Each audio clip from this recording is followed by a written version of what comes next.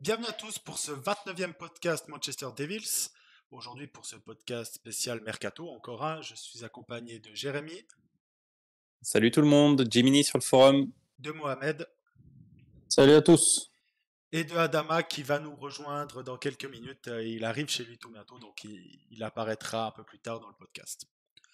Donc, dans ce podcast, on va surtout parler de Mason Mount qui a été officialisé aujourd'hui, le nouveau numéro 7 d'Old Trafford, la situation un peu spéciale des gardiens, et on finira par un dernier point qui est l'état général du mercato, que ce soit les joueurs qui doivent partir, qui sont partis, et les autres postes qui devraient arriver, ou les points, ouais, la point de situation sur ces postes-là.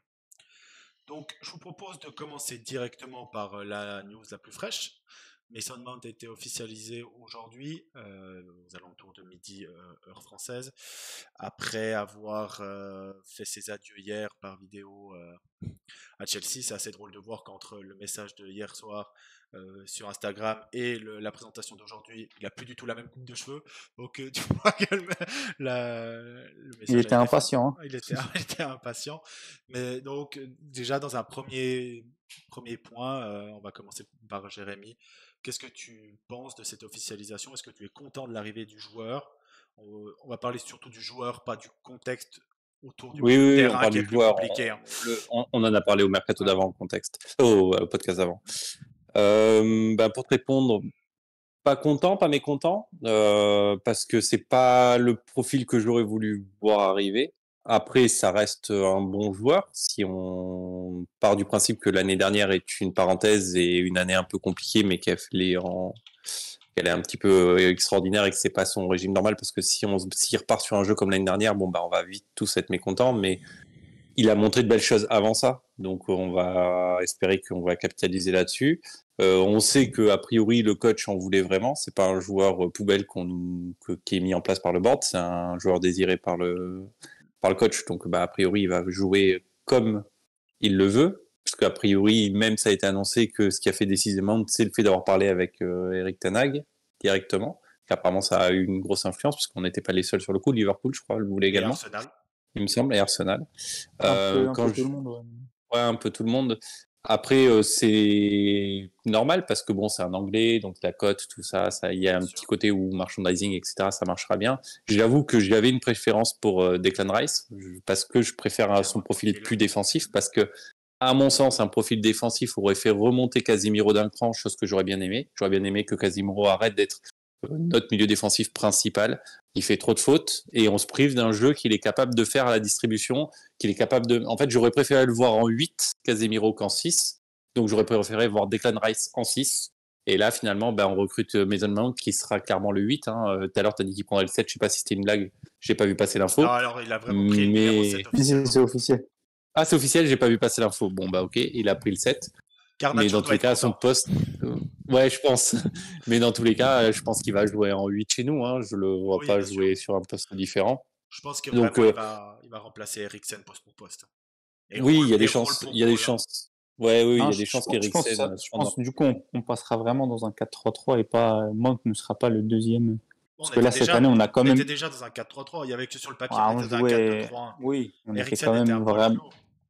T'avais quand même Bruno qui était vraiment en 10 et Eriksson, voilà. T'avais un 6, un 8, un 10, on va dire. Là, t'auras peut-être un vrai 6 et deux numéros 8. Et dans ton 4-3-3, tu mets où, Mount? À la place sur un côté ou au centre? En 8 gauche. En 8 gauche. Ah non, vous n'êtes pas d'accord. Quand je dis au centre, c'est le 8 à gauche, moi aussi, c'est ça que je dis. Oui, c'est ça. D'accord, ok. Toi, tu parlais de quoi? Mettre, quand tu dis sur le côté, c'est le mettre ailier ou 8 au centre? Ouais, pour moi, c'est un faux ailier. C'est quand sur nos 4. Non, parce qu'en fait, les ailiers, ils sont déjà connus. Pour moi, en fait, on va avoir un système de jeu, encore plus avec le gardien, on en parlera après, qui veut se rapprocher de ce que fait City. Avec alors eux, c'est encore différent parce qu'ils ont Stones qui remonte, ils ont Guardiola qui est un génie tactique. Mais ça veut dire que tu auras, à mon avis, Mount et Bruno dans le rôle de Bruyne et Gundogan. Ouais, d'accord, parce que en fait, moi, ce que je veux pas revoir l'année prochaine, c'est Bruno sur un côté, quoi. Oh non, non. J'ai ces matchs-là, moi, ça m'a fait vomir, hein. J'en peux plus. Ouais, mais ça me fait un peu peur, en fait. Hein. En fait, il a cette possibilité-là. L'avantage de Mason Mount, je vais donner mon avis parce que Au début, j'étais franchement. C'est un joueur que j'aime vraiment beaucoup. Il y a un pote à moi justement qui me l'avait fait savoir. Il m'avait dit justement, bah tu dois être content et tout. Mason Mount, t'avais l'air de bien l'apprécier à l'époque. Je trouve que c'est un mec. C'est un Thomas Müller, moins fort, mais dans le sens bon partout, excellent nulle part. Je trouve qu'il est. Tu vois ce que je veux dire? Il sait tout faire. Il fait pas d'une manière exceptionnelle. C'est pas un super dribbleur. C'est pas un super passeur. Il marque sa petite cinquaine, dizaine de buts dans la saison. Et il met ses passes D. Il court partout. Ça, je pense que c'est un des arguments pour lequel Ten Hag le voulait absolument. Top 5 joueurs offensifs. Bah, de toute façon, c'est toujours les joueurs offensifs. Mais top 5 pressing cette année dans une année hyper compliquée de Chelsea. Quoi. C'est ça. Et puis, on va pas se mentir. Il sort aussi je crois que c'était lui deux fois joueur de l'année côté de Chelsea. 2021, 2021, 2022. Et il a une grosse expérience au niveau, déjà en PL, il joue à Chelsea, donc c'est pas non plus le maintien chaque année. Ils ont gagné avec des champions, donc je précise aussi qu'il est à Chelsea depuis ses 6 ans. Donc vraiment le foot anglais, là, en dehors d'être anglais, le foot anglais, il en a mangé toute sa vie. Donc, il a 24 ans, donc il a quand même une marge de progression. C'est typiquement. Et puis tu disais tout à l'heure que Ten Hag a eu le joueur qu'il voulait. On a même eu, enfin c'est pas un joueur comme tu as dit déchet, c'est surtout une cible prioritaire. C'est le numéro 1 sur la liste. Ce que je comprends pas par contre. C'est pour ça que au début j'étais pas super hype quand je voyais qu'on parlait de Mount en prioritaire et surtout avec ce montant-là. Enfin, je me disais putain, on peut avoir mieux à ce prix-là. Après, tu dis peut-être que vu l'utilisation que veut en faire Ten Hag et vu que c'était vraiment lui qui voulait, voilà. Je trouve que mieux à ce prix-là, je sais pas à qui tu penses, hein. Parce que bon. Le prix qu'on paye, c'est finalement le prix que Chelsea voulait. On le sait, niveau négociation, on n'est pas des cadres de la négociation. Mais t'as qui de plus performant à son poste actuellement pour moins cher? Kovacic. Ok, ça fait une personne. Kovacic, franchement, autant j'aime beaucoup le joueur, autant je trouve qu'on le surcote un petit peu. Bah, tu verras à City. C'est vraiment un super joueur. Pour moi, City seront plus forts avec Kovacic qu'avec Gundogan. Donc. Ça, je sais. Dans la dernière passe on verra. Il a tout. C'est un monstre physique.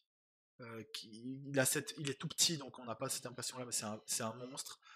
Techniquement, il est très très fort. Quand il joue avec la Croatie, c'est. Ouais, non, je dis pas qu'il est mauvais, mais je trouve enfin, vraiment. Et puis ils l'ont payé 25 millions. Hein. Ah, mais bon, ça après. Il est pas anglais. Non, c'est surtout pas moi. Mais pour revenir sur Mount. On verra ce que ça va donner, mais je suis confiant parce que Ten Hag le voulait absolument. Donc je pense qu'il a une utilisation bien précise de ce qu'il veut en faire. Il y a un truc qui me fait peur par contre, c'est que si vous vous souvenez quand Bruno était redescendu en 8 à côté de Casemiro, ça avait entre guillemets bien fonctionné. J'ai peur qu'ils mettent Mount en 10 et Bruno aux côtés de Casemiro. Non, justement, c'est ce que je redoute. Je ne veux absolument pas ça. Je pense pas parce que on en parlera après. On a un énorme déficit offensif qui n'est pas du tout réglé avec Mason Mount. Et si tu te coupes de la création de Bruno, qui a quand même fait, on a regardé des expected assists, c'était 17 expected assists, c'est énorme. Oui, mais je crois que c'est le meilleur même du championnat, je crois, à ce niveau-là. Depuis qu'il a rejoint Manchester United, c'est le meilleur au monde en création d'occasion. Même si des fois tu as l'impression que c'est Lingard et d'autres fois c'est Kevin De Bruyne Prime. Mais, oui, mais voilà. Après, moi, avant de laisser Adama, j'allais dire Amada, mais Adama s'échauffer, je vais donner mon avis. Je suis pas pour Mount parce que je suis comme toi, Jérémy. Pour moi, il nous fallait un milieu défensif, un milieu plus orienté défensif. Et je me dis que dans 80%, je fais l'effort de la langue, dans 80% des matchs, je préfère avoir Mason Mount, c'est vrai, parce qu'on va dominer et qui va pouvoir nous permettre de créer ces occasions en plus. Il a aussi une justesse technique qui est largement supérieure à beaucoup de joueurs qu'on a, même à Bruno. C'est un joueur, ce que j'aime beaucoup, c'est que chez lui, c'est Mason Mount. Quand je le compare, comme tu as dit, à Müller, pas dans le style de jeu, mais c'est-à-dire que Müller, tu dis jamais c'est Messi, mais tu dis jamais c'est Lingard. C'est ça. Comme Bruno ou comme Anthony. Non, Anthony c'est toujours mauvais, mais comme Bruno, où tu te dis un match, c'est le meilleur joueur du monde, et les 5 matchs d'après, tu te dis, il a jamais joué au foot. Alors que Mason Mount, c'est un niveau qui sera pas, Oui, il est régulier. Ouais. élite, Ouais, mais qui va t'apporter de la exactement. Ouais. fiabilité. Et C'est de la constance. la deuxième chose qui a été énormément soulignée par beaucoup de gens, c'est que c'est un joueur d'équipe. Ça veut dire que quand le coach va lui donner une tâche, il va faire la tâche, quoi qu'il arrive. C'est pour ça qu'il est autant bon au pressing. J'ai vraiment peur parce que le pressing, c'est une affaire collective. Et quand tu vois le pressing de Rashford, de Anthony, ou de Sancho, de Martial ou de Bruno. Oh, Anthony, t'es dur quand même. Non, Anthony, il court, c'est tout, il court. Comme Bruno d'un coup tu Bah vas le déjà, voir t'auras courir. pas Bruno tout seul, tu vois. Oui, mais Bruno, déjà, c'est la même chose. Bruno, quand il court vers l'attaquant, tout le monde dit, oh, il fait du pressing, vers l'attaquant, vers le gardien. Le défenseur, regarde. Le gardien ou défenseur central, oh purée, il fait du pressing, mais c'est une course de débile. C'est pas ça le pressing. Tu regardes C'est pas coordonné, quoi. Bernardo Silva, c'est un monstre au pressing, et pourtant, il court 10 fois moins qu'Anthony. Mais bref, c'est juste pour vous montrer. Mount est très très bon là-dessus. Et j'ai confiance en Ten Hag.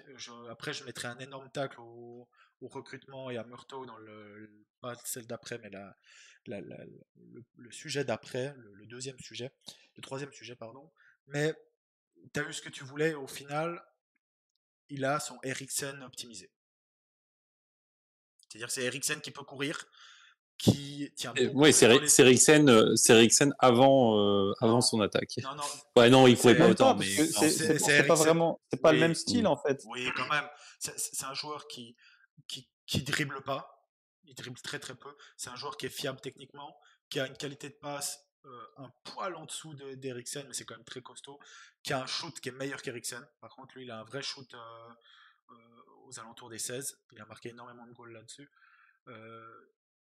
C'est vraiment le profil Eriksen 2016-2017. Oui, c'est Eriksen Tottenham. Mais par contre, en parlant d'Eriksen, parce que c'est pas le sujet, mais c'est juste que c'est relié avec Mount. Si tu fais rentrer Mount, tu sors Eriksen, mais si tu sors Eriksen, pour moi, on va perdre énormément sur les coups de pied arrêtés. Énormément. En qualitatif. Mount a créé plus d'occasions sur coup de pied arrêté l'année passée que Eriksen. À temps de jeu égal. Parce que Eriksen, Eriksen était titulaire. Hein. Il était titulaire, mais il finissait pas les matchs. Hein. Ouais, donc, moi, je me fais pas du tout de soucis là-dessus, surtout que de toute façon, on a personne pour. Vu nos génies sur les coups de pied arrêtés. Ouais, je vois ce que tu veux dire, mais il va nous rapporter tellement. En fait, je vois ça un peu comme un mix de Eriksen et de Fred. Parce qu'il a la qualité de pressing. Eriksen Bruno, quand même. Fred. Ouais. Non, Fred au pressing, il est juste devant Mount. C'est un joueur qui est énorme au pressing, mais dès que le jeu est arrêté, au duel, il n'est pas très bon, Fred. Fred, où il était excellent depuis l'arrivée de Rangnick. Et des fautes au duel. Ouais, exactement. Où il était excellent depuis l'arrivée de Rangnick. Hein, c'est pas que cette saison. C'est justement dans le contre-pressing où c'était de loin notre meilleur joueur. Et Mount le fait autant bien que lui, sauf que Mount n'a pas les pieds de Fred. Donc je suis assez content. Et Adama, toi, ton avis sur la signature de notre nouveau numéro 7? Bah, tout d'abord, bonsoir et désolé un peu pour le retard. Globalement, moi, je vous rejoins en fait sur tous les avis, notamment celui de Jérémy, où j'aurais préféré avoir un profil plus défensif au milieu de terrain, type Rice. Après, je suis plutôt entre guillemets confiant, parce que si Ten Hag le voulait absolument, je pense on va modifier un peu notre façon de jouer. On va pas jouer avec un 4-2-3-1, on va plus jouer avec un 4-3-3, avec un 6 et 2-8. C'était pas le poste prioritaire à mon sens, mais ça reste quand même un bon ajout, au-delà du prix. Ça reste quand même un bon ajout pour un international anglais, jeune. Donc globalement, moi, je rejoins tous vos avis. Il y a que moi qui viens d'avoir une angoisse là quand tu dis un 6 et 2-8 et d'un coup je me dis mais quand il va prendre un carton ou qu'il va se blesser. Non, garde ce sujet-là. Casemiro et d'un coup j'ai l'angoisse et je me dis waouh. Garde ce sujet-là parce que je vais en parler pour la situation des gardiens et pour la situation du mercato. D'accord. Donc je suis totalement d'accord. Spoiler alerte, il y aura McTominay. Il va prendre un nouveau tacle. Donc autant débile que ceux qu'il fait sur le terrain. Mais il y a ces deux problèmes pour moi, comme tu as dit, ce que je mets sur le forum depuis depuis 2 mois où je me fais engueuler parce que je râle. Si tu peux juste soit rapprocher ton micro ou Ok. parler un petit peu plus fort. Ouais. Ouais. Donc là, vous m'entendez mieux. Parce qu'en tout C'est cas, le parfait. micro est bon là, chez moi. Et en fait, premièrement, si Casemiro n'est pas là, Ouais. on est foutu. C'est pas qu'on a un drop qualitatif, c'est qu'on est foutu. Ouais. Parce qu'on n'a personne qui peut jouer ce rôle. On en discutera après pour la relance parce qu'on veut un gardien qui sait faire des passes. Mais si Casemiro n'est pas là, si on a le champion du monde de cache-cache, les relances elles serviront à rien. On récupérera pas un ballon avec. Si on a un milieu de terrain, McTominay, Mount, Bruno, on va se faire rouler dessus. Et il y a ce problème-là, qui est un problème énorme. Alors il y a des rumeurs à Amrabat pour la fin du mercato, on en discutera après. Et il y a même les matchs, je suis désolé, face à même Tottenham, si tu prends même Chelsea, tout le monde les a oubliés parce qu'ils ont fait une année dégueulasse. Attention. Attention, ils ont déjà rajouté Nkunku, Enzo Fernandez est là, ils ont changé, ils sont dans un environnement plus sain. Attention à Chelsea. En Mais fait, même, ce qui met les boules, c'est qu'en parlant de Chelsea, on n'en aurait pas pris les deux, mais quand tu on vois que finance Kanté Caicedo. il part gratuit, ouais, non, mais d'accord, mais quand tu vois que Kanté part gratuit, Kanté dans l'effectif, là, ce sera un gros plus. Ouais, mais Kanté peut plus jouer honnêtement. Bah, non, mais Kanté, il vient sur le banc, donc en fait, il Oui, peut jouer sur le banc. mais il a été plus Euh, blessé depuis 3 ans qu'il a joué de match, donc Il ouais. revenait, il se reblessait à ouais, l'entraînement, c'est donc même pas en compliqué. match. Quoi. Mais je suis assez d'accord Et qu'il nous faut moi, quelqu'un. et moi, je suis pas d'accord parce que Kanté, c'est plus, il est plus relayeur, récupérateur, relayeur, plutôt que 6 devant la défense pour ressortir les ballons. Et Ouais, il mais va- gratuit pour le mettre Oui, sur le banc derrière Casemiro, je le prends tous les jours oui, mais quand on même. n'aurait pas Hein. pu payer le salaire que l'Arabie Saoudite paye. Hein. Donc, et pourtant, C'est on en autre fait chose. des débilités. Donc, On ouais, conclut du Ah, coup la on n'a partie pas parlé du Mason Mount, salaire de les gars. Mount. 200 On 000, a, 200 pour finir le 000, salaire de Mount, peut-être 200 000 plus 50 000 de bonus qui n'ont pas l'air d'être inaccessibles. C'est en fonction du nombre de matchs qu'il va jouer et tout. En fait, j'ai vu que c'était ce que Chelsea lui proposait et ce que Liverpool lui proposait aussi. Plus ou moins. C'est pas un salaire débile. Mais ça fait quand même C'est haut quand même. Hein. ça fait quand même un nouveau joueur. Si vous regardez depuis que Murto est arrivé, parce que tout le monde est enclin à le défendre sur le chat, sur le forum Alors, ou un peu partout, à part moi qui suis en croisade.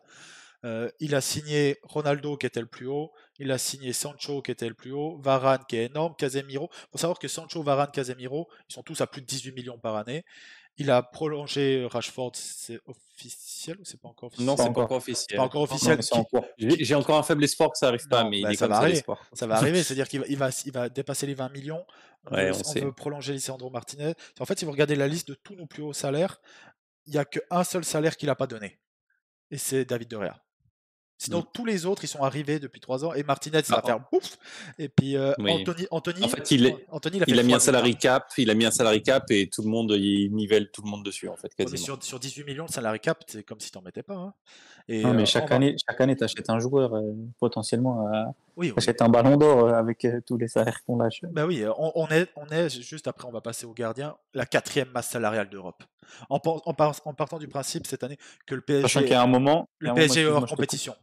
Parce Il y a que, un moment, on était premier. Hein. Premier et oui, deuxième, alors qu'on n'était même pas qualifié en Ligue des Champions. oui, mais c'est parce que là, le PSG en fait a explosé le plafond avec les 3 devant. Et il y a Barcelone qui avait fait de n'importe quoi. Et je sais plus qui c'était le 3e, mais bref.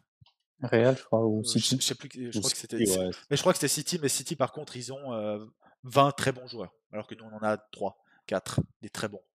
Bref. Pour conclure sur Mount, si on peut résumer, vous me dites si je fais erreur peut-être. Je pense que pourquoi il y a des gens un peu sceptiques par rapport à sa signature, parce que déjà, comme on l'a dit ici, c'est la cible prioritaire, alors que tout à l'heure Antoine disait que c'était un bon joueur, un très bon joueur même d'équipe. 2, c'est le premier joueur que tu prends.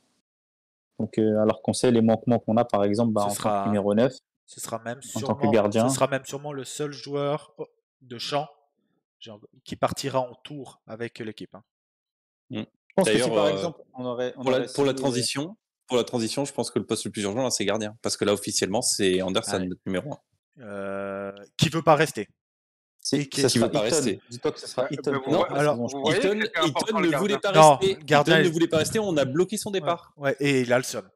Et parce qu'il allait jouer. Bref, alors tu as fait une magnifique transition sur les gardiens. Je vais juste faire le rappel de la situation scandaleuse. Après, je vais lancer Adama parce qu'il. Donc voilà, sur les gardiens. Donc, on a proposé un contrat de Réa qu'on a fait signer que d'un coup on a dit non, après qu'il Non. soit parti en vacances. Donc il y a même Apparemment, Ten Hag a posé son veto pour Ouais, être mais totalement. que Ten Hag Me vole pose... pas mes arguments, me vole que- pas mes Non, mais arguments. que Ten Hag pose son veto, j'en ai rien à secouer. Bref, on est un club, tu dois suivre tes engagements. Quand Oui. tu proposes un contrat que tu fais signer, que tu fais partir le joueur en vacances et que 3 semaines après il se dit mais attends, j'ai pas eu de réponse, puis on te dit non en fait on te réduit encore de 100 000, on a un club de compte faire ça. On a assez critiqué le Real Madrid sur la gestion des départs de leur légende, que vous le voyez ou non, David de Real c'est le 5e joueur qui a joué le plus de matchs dans l'histoire de Manchester United. Ça, que vous le voyez ou non, il a joué plus de matchs que Bobby Charlton, que Roy Keane, donc c'est une légende, tu dois pas le traiter comme ça. Bref, juste un dernier point là-dessus, c'est la même chose qu'il y avait eu avec Rio Ferdinand, avec Vidic, avec Rooney, avec toutes nos légendes que certains veulent mettre plus ou moins hautes que De Gea, et je suis d'accord qu'ils sont plus hautes, mais ça s'est jamais bien fini. Mais bref. Donc tu fais signer un contrat à un gardien, que d'un coup tu dis non, allez non, on se retrouve, on est le 4 juillet. Alors aujourd'hui, ça s'est l'air de se décanter, on a l'air de se tourner vers Onana, mais les cibles potentielles aujourd'hui sont complètement ouvertes. Ça veut dire qu'il n'y a aucune solution, proposition de solution qui est effacée. Donc à un mois et une semaine de la reprise du championnat, on pourrait très bien avoir De Gea, s'il accepte de discuter, parce qu'ils veulent lui parler cette semaine alors que lui il vient de se marier. Ça pourrait être Henderson qui est sous contrat. Qui est sous Il est sous contrat, contrat, tu peux ne pas le laisser partir. qui a pissé sur le club comme très peu de joueurs, qui était la source numéro 1 de leak quand ça crachait sur tout le monde. T'as Tomiton qui a 84 ans, pardon, et qui lui veut partir parce qu'il veut jouer encore au foot. Et après, tu as les rumeurs Onana et Bigelow, en sachant que Onana est un gardien, on va discuter après, qui a un énorme jeu au pied, mais qui a des lacunes ailleurs. Il faut savoir que j'ai été analysé avant l'émission les analytics de Onana. Shotstopper, c'est moins bon que De Gea. Et toi, Jérémy, qui aime pas du tout De Gea sur couverture aérienne. Couverture aérienne, Onana, c'est un des pires en Europe pour la couverture aérienne. Vous m'entendrez râler. mais bref, donc Onana qui a un jeu au pied exceptionnel, et l'autre alternative c'est Bigelow qui est un super gardien des années 2000 dans le type, un gars qui prend bien de la place, qui est pas très bon à la relance, mais qui est fort sur sa ligne et dans les airs. Donc bref, tout est ouvert et je vais te lancer là-dessus, Adama. Je sais pas sur quel angle tu veux te lancer, mais bon courage. Je vais commencer par sa Majesté, Monsieur De Gea. Toi qui le défends. Sa Majesté. Sa Majesté Golden Glove, hein. C'est pas grave. Non, c'est vrai que c'est grâce à lui, mais bon, c'est un autre débat. Oui, bah attendez, c'est un autre débat. Alors juste, le prochain gardien, quel qu'il soit, doit être Golden Glove. Si De Gea n'a rien apporté, le prochain gardien doit être Golden Glove. Quoi qu'il arrive. Moi, je dis pas que De Gea n'a rien apporté. Je dis pas que c'est pas une légende du club. Je dis pas que il n'a pas été bon toutes ces années-là pendant 10 ans au club. Je dis rien de tout ça. 4 fois gardien de première ligue. C'est pas ce qu'on demande. Là, c'est pas ce qu'on demande. Là, on demande un gardien pour l'année prochaine. Oui. Dans le style de jeu de notre coach actuel, où ça nécessite un jeu au pied. Si, c'est un jeu au pied pour relancer. Je te laisse après, je te reprendrai de voler là-dessus. on doit relancer de derrière. Sauf qu'avec derrière, on peut pas le faire.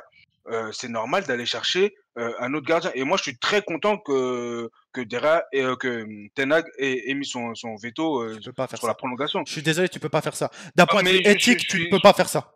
Oui, mais je suis quand même d'accord. Ten Hag, il peut pas jusqu'à fin mai dire ok, on le garde, et parce qu'il fait une boulette en finale de la Coupe de la Ligue, c'était de la com, on le garde, il le veut en deuxième gardien parce qu'il sait, avec le budget qu'il a pour cet été, il sait qu'il peut pas acheter 2-3 gardiens. Je suis d'accord. Une priorité, je pense. Je suis d'accord avec Antoine. Je suis quand même d'accord avec Antoine sur quelque chose, alors que honnêtement, moi aussi, j'ai envie de tourner la page de Réa, mais je suis quand même d'accord avec Antoine sur un point. La page de Réa. C'est que le contrat, ce que vous avez oublié, et en fait qu'Antoine a dit mais n'a pas assez appuyé, le contrat pour De Gea, il est sur la table depuis des mois. Oui. Tu peux pas, au moment de le signer, dire finalement non. Parce que depuis 6 mois. Moi, je pense pas. Surtout qu'ils n'ont pas dit quand il a signé. En fait, non. Il a signé, il est parti en vacances, et quand il est en vacances, on lui dit.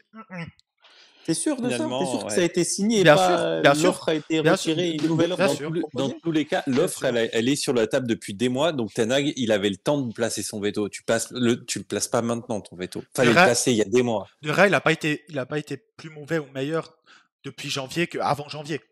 Mm. Et Mais moi, en mais fait, c'est pas ça que je non, mais juge. En fait, il y a eu Adama, Séville, je suis il y a eu d'accord avec Séville, toi. il y a eu page. la finale de City, en fait, qui Ouais, vraiment moi, ça je fait veux deux. tourner- un Ça fait culminant. deux, mais Oui, si tu mais regardes la moi, liste je veux des juste matchs, il tourner a la rapporté page. plus de points qu'il en a coûté. Je suis D'accord, mais d'accord. moi, Moi je veux aussi, juste je veux tourner la tourner la page. page. Non, C'est mais tout. ah, Il non, a mais C'est ça, en fait. peut-être Je le pense meilleur qu'on est gardien tous du monde, d'accord, en fait. mais je Adama, veux tourner la page. Adama, on est tous d'accord là-dessus. Oui, c'est Sauf exactement ça. sauf que un club comme Manchester United qui se veut classe, tu ne peux pas faire ça comme ça. Mais moi aussi, je suis, je pense, le fan numéro 1 ou le défenseur numéro 1 de Réa sur le forum. On est tous d'accord qu'il faut pas tourner la page et qu'il nous faut un changement de jeu, même si je vais mettre des gros vétos juste après sur le changement de jeu Onana, parce qu'il n'arrivera pas. Mais par contre, tu peux pas le faire comme ça. Tu peux pas signer un contrat, faire signer un contrat, toi pas le signer. Je suis d'accord. Je suis d'accord. Je suis d'accord avec C'est Antoine. pas la finalité. Je suis d'accord avec toi. Moi, si au 1er juin on me dit ou même C'est pas fin mai, pas le fond, c'est ouais, la d'accord. forme, quoi. Si on me dit fin mai, bon, déjà j'aurais eu de la peine avec le budget qu'on a, qu'on se focalise sur un gardien, mais même on m'aurait dit De Réa ça va vraiment pas, on prend Onana ou n'importe quel autre gardien, hein. Là ça a l'air d'être Onana, mais on verra. Aucun problème. Aucun problème, j'aurais été en désaccord parce que vu notre budget, je pense que c'est pas le gardien qui va nous rapprocher d'Arsenal l'année prochaine, plutôt un BU. Mais d'accord, mais par contre, tu peux pas se faire signer un contrat et puis revenir après. Et ça montre une image très négative de Manchester United. Oui. Moi, je suis pas d'accord quand tu dis que c'est pas ça qui va nous rapprocher des Arsenal, City ou peu importe. Je vous laisse les autres parler, puis après, non, je laisse les autres parler, puis après je donnerai mon avis là-dessus. Parce que quand City commence sa révolution, il commence par qui? Il commence par un gardien. D'abord, il commence par Bravo. Bravo était nul. Si, Bravo était nul. C'est la touche finale. Bref, je vous laisse parce que c'est mon argument numéro 1. Liverpool, quand ils font leur révolution, c'est la touche finale. Ils prennent aussi un gardien. Nous, c'est la touche finale. On n'a pas de gardien, enfin pas de gardien moderne, si je puis dire. Arsenal, pareil, ils prennent Ramsdale alors qu'il avait pris 60 buts la saison d'avant. Tout le monde rigolait, il a pris 30 millions. Il est pas très bon au pied. Hein. Il est nul, Ramsdale. Ouais, donc... non, il est pas nul. Et moi, je trouve pas dégueulasse au pied. Bah, il est pas dégueulasse. Dans les chiffres, il est pas meilleur que De Réa, mais d'accord. Mais après, moi, je suis pas quelqu'un de chiffres. C'est ce que je vois. Et ce que je vois de Ramsdale, son jeu au pied, est déjà 100 fois supérieur à celui de Derrea. Justement, il est pas faut regarder les chiffres en jeu au pied. Faut regarder les chiffres parce que ce que tes yeux voient, c'est pas ce qui se passe souvent dans n'importe quel domaine. Je dis pas au-delà de l'aspect personne. Hein. Au-delà de l'aspect stats, moi, pourquoi je voulais absolument tourner la page, l'aspect jeu au pied ne rentre même pas en compte dans ma logique ou dans ma réflexion. Principalement, le fait qu'il fragilise toute la défense, tu le vois pas au niveau des stats. Ça. Un gardien qui sort pas sur les sorties aériennes, sur les coups de pied, sur les corners. Enfin, il y a l'image d'Arsenal contre le Barça où il sort, limite il a peur. Non, je te dis pas le maître de ta surface en fait normalement. Alors, sur les centres. Enfin, je sais pas. Tu dois. Non, t'as raison. Comment dire? Tu dois renforcer ou tu vois donner l'impression que tu gères ta défense et tu rassurer le mot que tu cherches. Voilà, exactement. Tu rassures ta défense, ton bloc équipe. Et ça rentre où dans la ligne de stats? Ça, t'as pas des stats sur ça. Mais moi, le jeu au pied, pour moi, ne fait même pas partie des critères. Vraiment. Je suis assez d'accord avec toi. Moi, je te dis pas que De Réa, c'est un top 5 gardien du monde, absolument pas. Mais ça me rend fou de voir la différence de traitement parce que, alors, tu dois être très content, vu les points que tu as cités, qu'on soit vers Onana, où les 3/4 des points que tu as cités, il est moins bon que De Réa. Moi, Onana, justement, je fais partie de ceux avec toi. Je ne l'ai pas forcément dit sur le port, mais justement, sa dernière Coupe du Monde sur les matchs que j'ai vus, c'est pas forcément super rassurant, les gars. Autant le jeu au pied. Sur la Coupe du Monde, il a été chassé parce qu'il jouait au pied. Là, c'est plus des problèmes entre guillemets politiques. Oui, c'est du extra sportif, on va dire. Ouais, c'est bizarre, ça arrive tout le temps avec lui. C'est bizarre, mais. C'est comme j'ai pris une pilule pour sécher. Moi, j'avais fait une longue liste de gardiens. Plein de gardiens Onana en faisait pas partie. Après, bien sûr, moi, je kifferais avoir Onana, mais il faisait pas partie de ma liste initiale parce que je pensais qu'il était inatteignable. Là maintenant, il est atteignable. Je prends. Je prends tous les Est-ce jours. Je dis que pas que c'est le meilleur gardien de l'univers, mais ça va nous rapprocher en fait du style de jeu que l'on veut.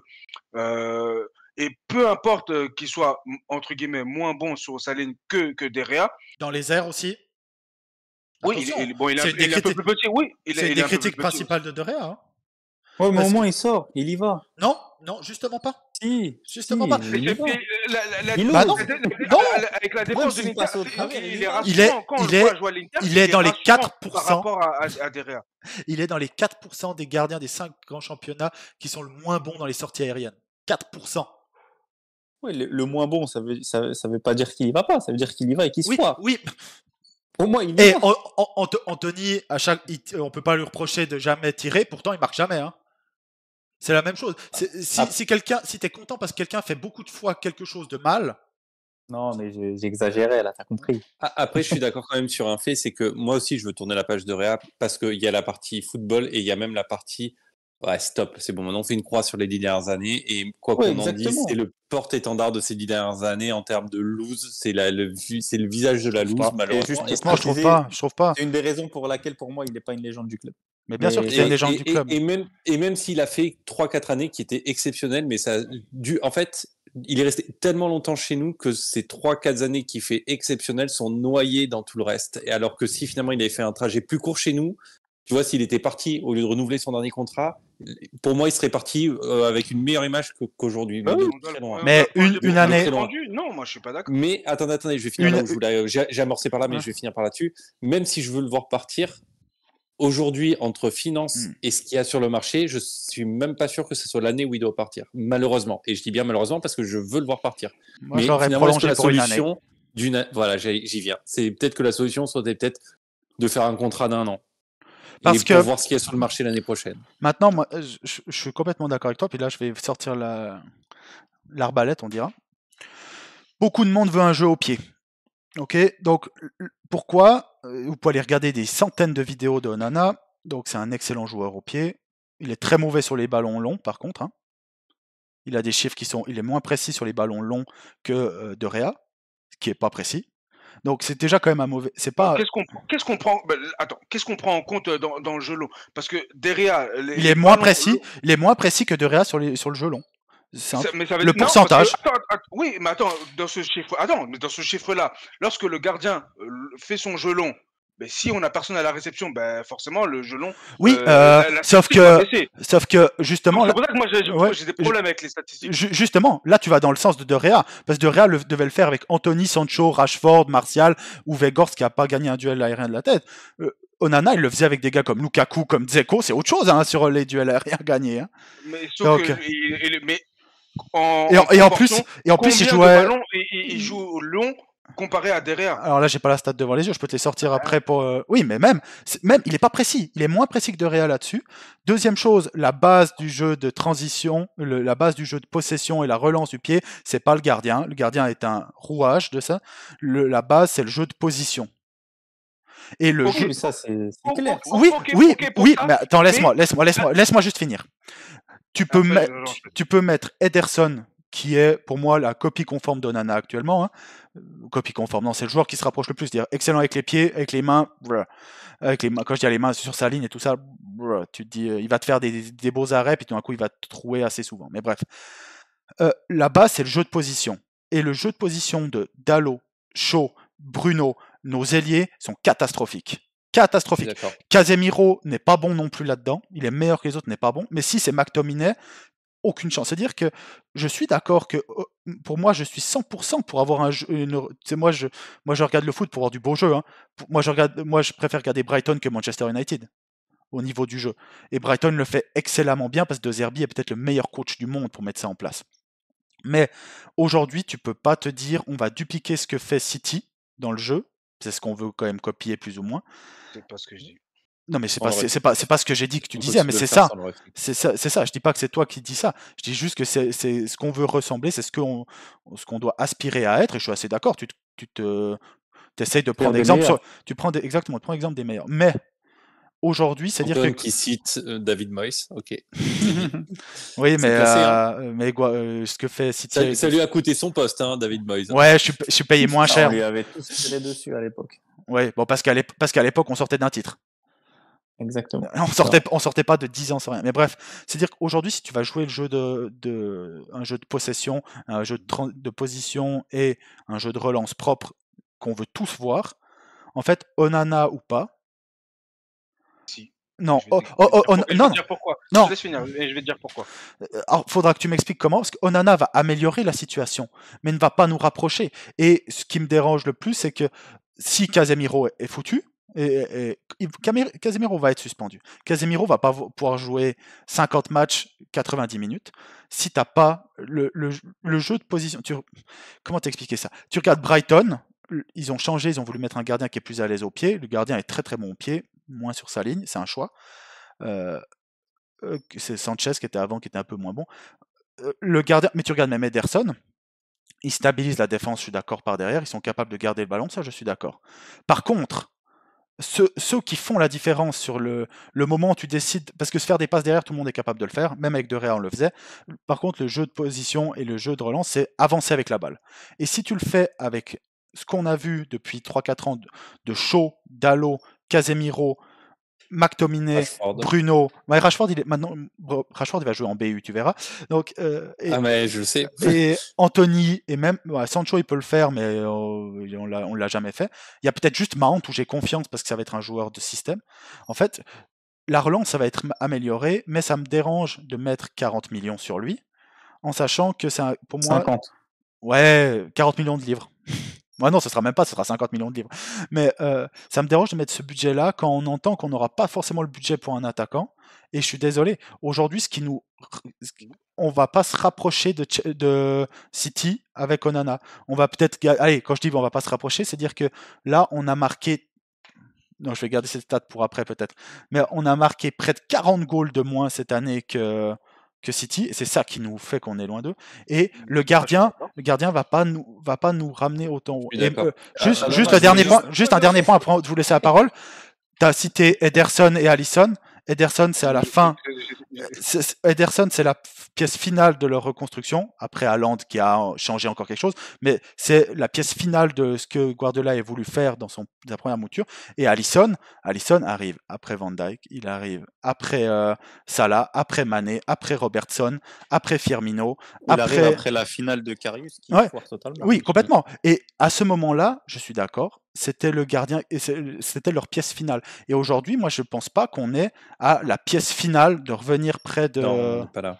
Donc, maintenant, je vous laisse peut-être 3-4 minutes chacun pour. On va le laisser. Sur ce que tu dis, sur le fait qu'il nous manque un attaquant, je suis d'accord. Moi, c'était mon premier point. Il faut un attaquant. C'est la priorité numéro 1. Il faut un attaquant. Sur ça, on est d'accord. Mais sauf que là, on parle du gardien. Et, oui, mais c'est lié avec le budget. Une chose qui n'est pas prise en compte dans les stats, c'est que lorsque le gardien a le ballon, quand derrière a le ballon, l'adversaire sait qu'il va pouvoir bloquer toutes les possibles relances. C'est ce que City a fait en finale. Ils vont les bloquer parce qu'ils savent que derrière, avec le ballon, c'est zéro. Même si tu le presses pas, il va perdre le ballon. City a fait exactement ça. Il prenait tous nos joueurs, mais sauf le De Gea était laissé libre, pas de pression. Même Haaland n'y allait pas. Et c'est très facile. Si moi je peux le voir, n'importe quel coach peut le voir. Maintenant, lorsque tu rajoutes un gardien bon au pied, Onana, peu importe. Ce sera Onana. Ouais, on prend Onana. Onana, ballon au pied. Si lui il a le ballon au pied, déjà il peut gagner quelques mètres. Et c'est vrai. Ne serait-ce que tu déplaces il est même un peu trop confiant balle au pied. Un peu trop confiant, mais c'est sûr. Ça lui a jamais joué des tours, je crois. Hein. Mais il faut prendre des risques. Moi, je suis pour la prise de risque. Peut-être pas ultime, mais je suis pour la prise de risque. Déjà, tu déplaces, en fait, tu décales le pressing. Donc, l'adversaire, s'il va presser l'attaquant, il perd déjà un joueur. Ouais, tu as une solution qui s'ouvre. Ça libère une solution. Ça, c'est des choses que les statistiques ne pourront pas démontrer. Et ça va nous faire gagner du temps. Parce que du temps enfin, ça va nous faire gagner du temps sur Arsenal, etc. Pourquoi? Parce que il suffit juste qu'on arrive à mettre un système où on arrive à toucher Martinez. Parce que si on donne la balle à Dalot, Wan-Bissaka ou Shaw, c'est sûr qu'on va la perdre. Mais si on arrive à faire en sorte de libérer Martinez, qui, lui, peut casser des lignes, soit par du jeu long, soit même par une passe courte vers Casemiro. Je t'assure que les attaquants adverses, enfin l'équipe adverse, va baisser automatiquement son pressing. Et là, on aura beaucoup plus de manœuvres pour relancer de derrière. Moi, Et c'est tout ça qu'il faut prendre en compte. j'ai une interrogation par rapport à ce que vous dites. Je pense que les deux, vous êtes dans le vrai. Mais l'interrogation que j'ai, c'est surtout vis-à-vis de ce que tu dis, Antoine. Peut-être que si tu vois le problème à l'envers, peut-être que, vu que De Gea était là et que c'était pas la priorité de changer l'année dernière, peut-être que sur les premiers matchs, où il y a eu une tentative de jeu court, où on se fait laminer par Brentford, Ou c'est Eriksen qui fait une erreur, hein. De Gea quand même est pas non plus. Tu peux regarder cette erreur. Séville, on peut dire que Maguire. Oui, non, mais ça c'est pas le début du match, c'est pas le début de saison. Mais si on prend la bascule, c'est la passe à Eriksen, où on encaisse face à Brentford, qui est trop tôt dans la saison. C'est le premier match ou le deuxième?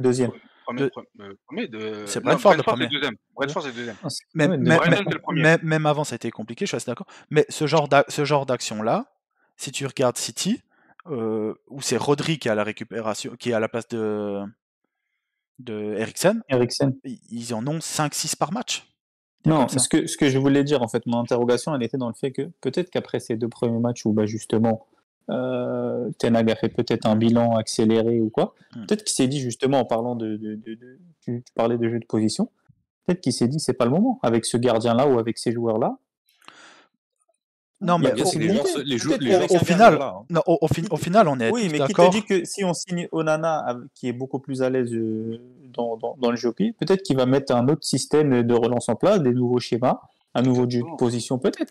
Et les joueurs peuvent progresser techniquement. Qui aurait pu penser que Stones pouvait avoir un tel niveau? Ça fait un joueur. Les joueurs peuvent progresser. Et c'est le boulot du coach de les faire progresser. Un joueur. Et en fait, moi, ce que je dis, c'est est-ce que on va passer. Est-ce que Onana peut être un gardien qui est bon au pied et qui peut te mettre en place une relance? Oui, parce qu'il est déjà excellent là-dedans. Mais je ne crois pas, et j'espère de tout cœur me tromper, hein, parce que moi, je suis pas content de Manchester qui se rate, hein, mais je ne crois pas que tu puisses le faire avec Shaw. Shaw, c'est bientôt 10 ans qu'on le voit. Lui aussi, lui c'est plus pour moi un exemple de médiocrité au club que de Réa. Mais bref, Shaw qui est incapable de se placer, tu pourras plus faire jouer Wan-Bissaka parce qu'il peut pas faire contrôle-passe. Dalot ne sait pas se placer et Varane, je trouve qu'il est sous-coté, il va pouvoir prendre la balle les pieds. Martinez est excellent là-dedans. Mais c'est un peu le même principe qu'au basket, en NBA, le spacing. Si tu as un seul gars qui ne shoot pas, ça va faciliter la vie de tous les autres. Donc là, je suis d'accord avec toi, on enlève le problème de Réa sur les relances, qui est un problème, hein, je suis pas là pour dire que c'est pas un problème. Mais moi, ce que je dis, c'est que la relance, c'est pas que le gardien. Et si tu regardes Brighton, qui est le meilleur exemple à mon avis, Brighton, ils ont changé pour avoir un gardien encore plus fort balle au pied, mais le jeu de position de Brighton en première partie de saison avec David Sanchez était autant fort que celui qu'ils ont mis à la fin avec un gardien qui est plus fort au pied, parce que en fait, c'est un jeu qui se travaille. Alors déjà, je pense que Ten Hag va devoir travailler là-dessus énormément, mais je vois pas notre équipe être capable de faire ça. Et juste un dernier point après qu'on passe à peut-être autre chose et que tu puisses m'interrompre là-dessus, mais et là je te parle dans un monde où Casemiro est sur le terrain. Si c'est McTominay sur le terrain, notre jeu de relance, on va quand même devoir sauter tout le milieu de terrain parce que Bruno sera de toute façon mal placé.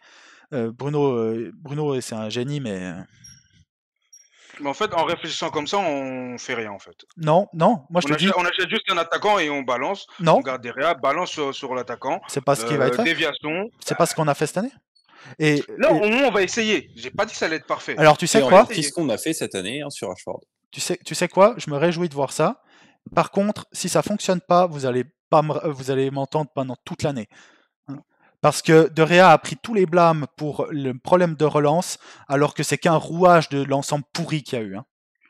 Si vous voulez dire que c'est le plus gros rouage, c'est Non, moi, votre, c'est votre c'est pas sujet. ce que j'ai C'est c'est pas votre ce que j'ai sujet, dit. mais je suis d'accord avec toi qu'il nous faut un gardien qui joue plus au pied, mais c'est tout le reste à côté.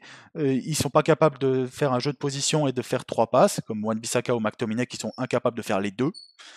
Bah en fait, c'est comme tu dis, ah hier je prends les meilleurs pneus du monde, mais ma voiture elle a que 3 roues et puis je roule à 12 km/h. Tu auras des beaux pneus, mais tu iras pas beaucoup plus vite. Mais bref, au final, on est d'accord sur le fait que il faut tourner la page de Réa et que ça aurait dû être plus classe. J'espère qu'on est tous d'accord là-dessus. Attends, elle Et n'est pas tournée encore. Hein. T'es pas ouais, à l'abri qu'il revienne avec un... Parce que l'argent rentre Non, tellement en compte sur ce mercato que si de Réa, il accepte une non. diminution drastique, il y a quand même Je des rumeurs fiables sur des offres déjà transmises suis à l'Inter. oui, Le président mais d'Inter a parlé clairement, donc je suis supporter numéro 1 de Réa, mais là il peut pas revenir. Donc s'il revient, c'est-à-dire que notre club est dans un état encore pire que ce qu'on pense. Mais bref, donc on va, je pense, passer au dernier point que j'ai nommé autre, parce que c'est un peu un. Je vais peut-être vous laisser la parole, peut-être d'abord Jérémy, sur l'état du mercato. ah ben, Nos cibles prioritaires sont un peu ratées, à part Mount. L'attaquant, ça s'enlise énormément. Il y a beaucoup de rumeurs qui sentent pas très bon. Les ventes aussi, après, peut-être si vous voulez pas en parler, moi j'en parlerai parce que je trouve scandaleux ce qu'on a fait. Bref, l'état du mercato, qu'est-ce que tu as à dire? t'aimes pas vendre nos jeunes à moins d'1 million? C'est ça qui te gêne? J'aime pas vendre nos jeunes joueurs qui sont évalués en tout à 10 millions pour moins cher qu'un remplaçant du championnat suisse. Mais bref. D'accord, ok. Non, je comprends. Alors moi, l'état du mercato, j'en suis, malgré l'arrivée de Mantes, qui est... Quand tu vois les nécessités qu'on a, tu peux pas te satisfaire que de cette arrivée. Alors on est en début de mercato, mais je vais reprendre le début de ma phrase parce qu'il est ultra important. Quand on a les nécessités de manque qu'on a, on ne peut pas à ce niveau-là ne pas être plus avancé que ça sur un buteur. Tu ne peux pas gagner la première ligue sans buteur. Ça n'existe pas. Enfin, vous pouvez tourner ça dans tous les sens que vous voulez, ça n'existe pas. Et je vais dire quelque chose qui me fait très très peur, que vous avez commencé à évoquer, et c'est bizarre parce qu'il y a autre chose que vous n'avez pas. Il y a une deuxième chose que vous n'avez pas évoquée. Donc au dernier podcast, je vous ai dit que vous allez voir Rashford qui va finir par être un neuf. Vous m'avez dit mais non, il est mieux à gauche. Nana. Bref, Rashford qui arrive en neuf, il arrive comme un boulet de canon. Et Greenwood qui a repris l'entraînement. On n'en a pas parlé. Qui a repris l'entraînement, mais qui est une solution pas chère. Moi, j'avais dit que Greenwood allait être notre attaquant l'année prochaine. Moi, je pense qu'il va être prêté. Même là, le club fait n'importe quoi. Ils veulent le garder. Mais bien sûr qu'ils veulent. Ça se voit tellement. Donc ils veulent le... Mais même là, tu veux le garder, garde-le. Tu veux le... Vous savez, en général, je parle pas trop au niveau médical, mais peut-être qu'il y a de la schizophrénie. Il y a peut-être un bilan au niveau schizophrénie à faire chez nous. Hein. Il y a peut-être un petit symptôme. Tu sais ce que c'est le problème? Je crois que Manchester United, c'est une expérience sociale pour voir comment les supporters. Moi, je pense. Est-ce qu'on est résilient ou pas? Je pense que tu as raison sur le fait que Rashford va finir en pointe, parce que les bruits sur le buteur puent, vraiment. Je donne juste. Parle de Højlund. Ouais, mais qu'on veut pas payer le prix qu'il demande parce que c'est pas un joueur établi. J'entendais ça aujourd'hui dans un podcast anglais, puis je me disais, mais heureusement que c'était pas eux qui étaient à la tête du club quand on a signé Park, Vidic, Ronaldo, Rooney, Evra, parce que tout cela, ils seraient jamais venus, parce que si t'attends qu'ils soient des joueurs établis, bref. Peut-être juste pour lancer Adama sur l'attaquant, juste quelques chiffres avant, hein. C'est pour ça que moi je pensais pas que le gardien était une priorité. Expected goal, on était on a fini 6e, c'est-à-dire qu'on crée déjà pas beaucoup d'occasions. Le 7e, nous on était à 71. Expected goal, faut savoir que le 7e est à 59, donc il y a un vrai écart avec les équipes en dessous. Mais le 5e est à 76, donc 5, ça commence à être énorme. On est la deuxième équipe la moins efficace de la ligue, c'est-à-dire que sur les actions qu'on se crée, on est à moins 13,90 goals par rapport aux expected goals qu'on a créés. Il faut savoir que Arsenal et City, par exemple, ils sont à plus 8 et plus 9. C'est-à-dire qu'on ne se crée pas beaucoup d'occasions et on est la deuxième équipe la moins efficace sur ces actions-là. Il n'y a que Everton qui a fait pire, c'est jamais.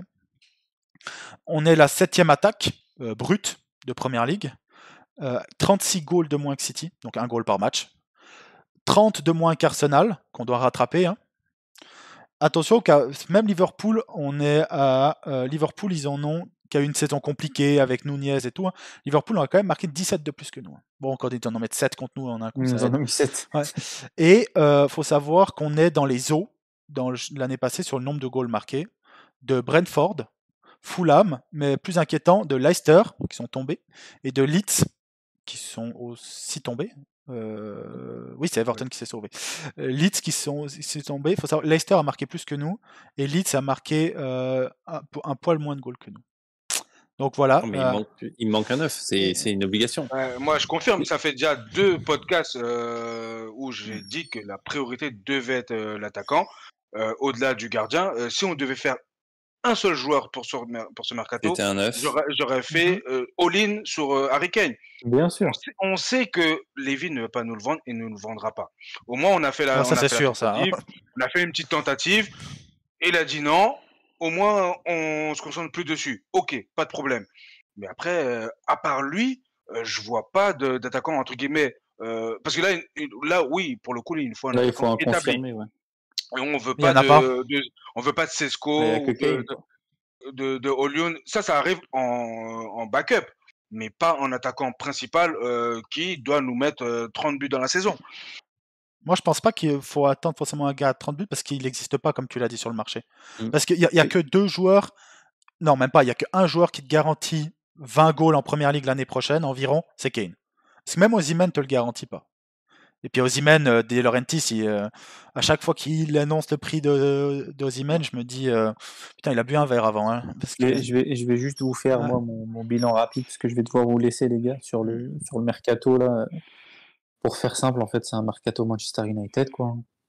Slash. Mercato Manchester United plus. Où, comme tu l'as dit tout à l'heure, ça fait je ne sais pas combien de temps qu'à chaque fois qu'on doit acheter un joueur, il y a minimum 3 offres. La première, on sait qu'elle va être refusée. La deuxième, où il y a une marge de négociation. Et la troisième, on paye le prix du début. Donc, comme on l'avait dit en off, on perd juste du temps, en fait. Donc, autant payer le prix fort tout de suite. Au moins, on arrive à intégrer les joueurs plus rapidement. Mais je ne sais pas si c'est le but du podcast, mais mes attentes, on va dire, sur la fin du mercato, ce serait de signer les joueurs assez rapidement.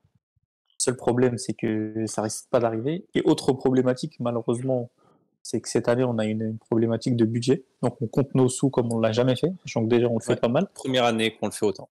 Ouais. Et faire n'importe quoi pendant 10 ans.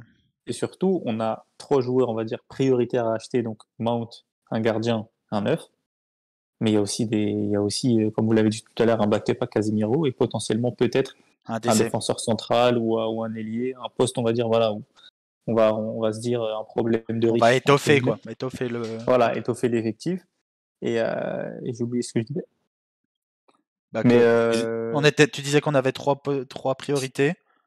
Voilà, donc voilà. Et en fait, les deux postes que je viens de citer à la fin, ça va dépendre des ventes. Et quand on sait qu'on vend comme des champions, alors que, enfin, c'est quand même, c'est triste ce que je vais dire, mais même l'Arabie Saoudite ne veut pas de nos joueurs.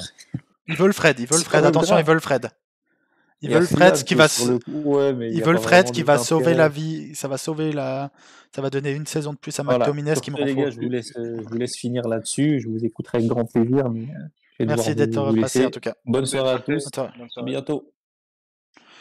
Jérémy, ou allez, Adama, avec t'as commencé. Ouais, non, parce que j'avais juste parlé d'attaquant et j'ai oublié ce que je voulais dire. Jérémy, alors.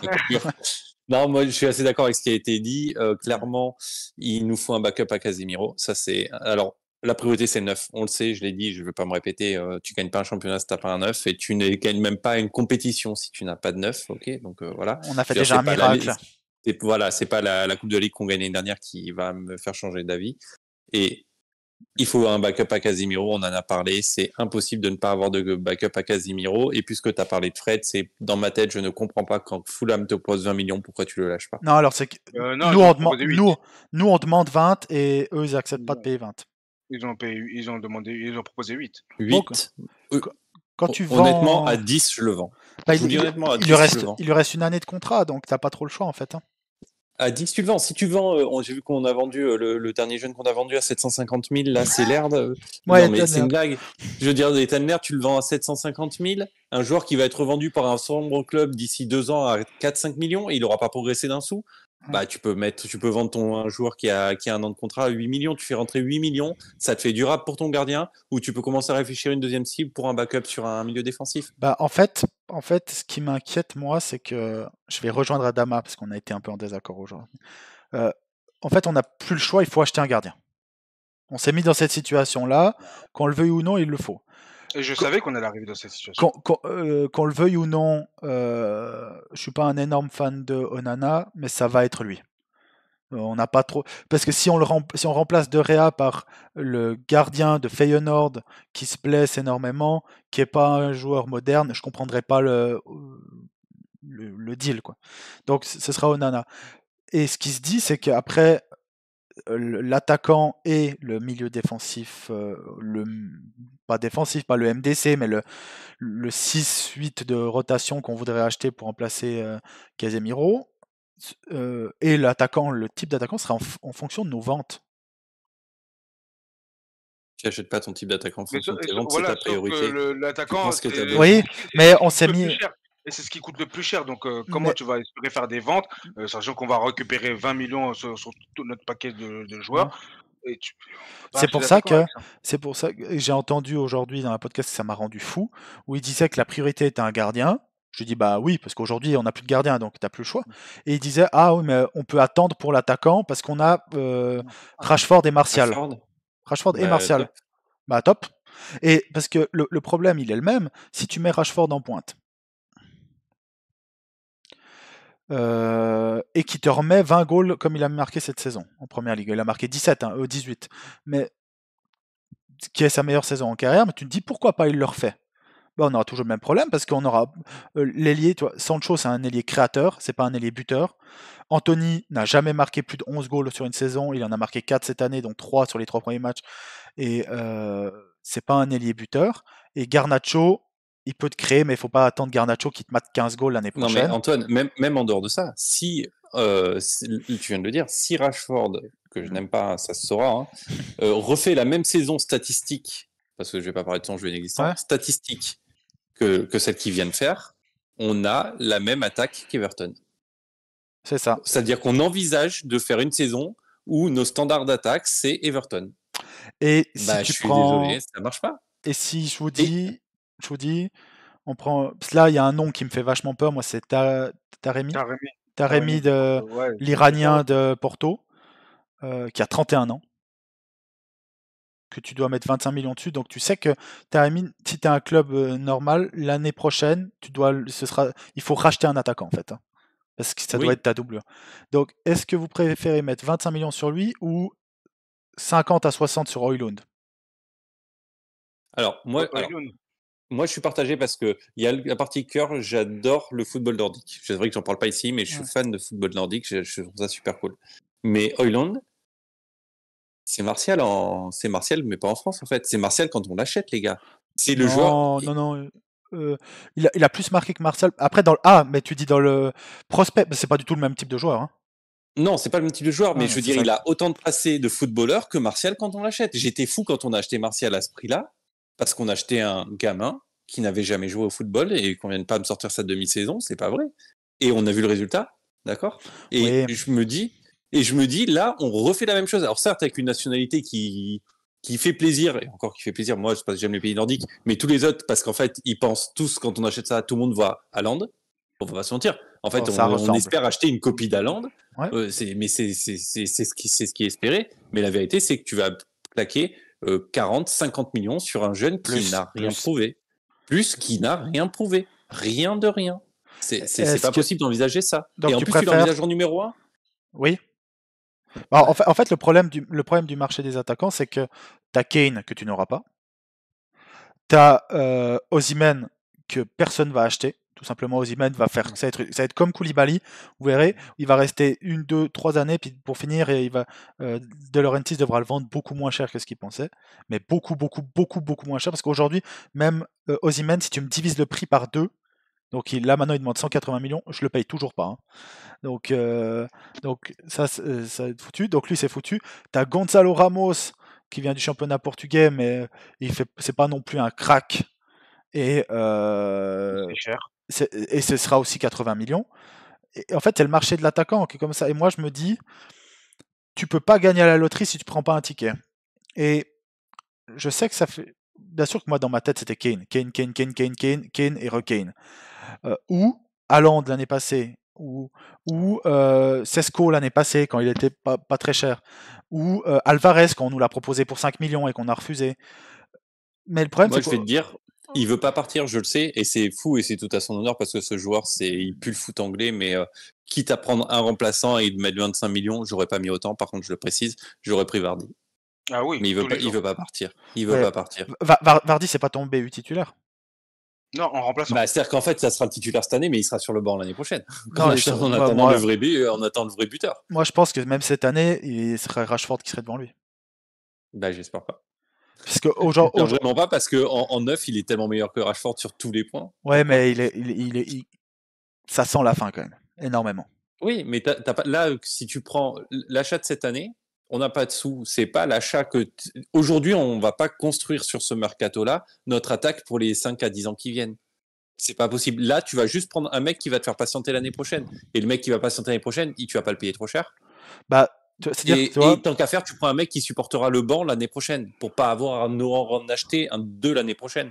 Donc Vardy, il a le profil à passer sur le banc l'année prochaine. Mais je dis Vardy, mais on sait qu'il partira pas. Ouais. Mais c'est le profil Taremi que tu dis qui est oui, c'est ça. Donc toi, tu préfères 30 millions sur lui et devoir racheter l'année prochaine quand même un gars. 30, c'est cher pour quelqu'un sur le banc, à mon goût.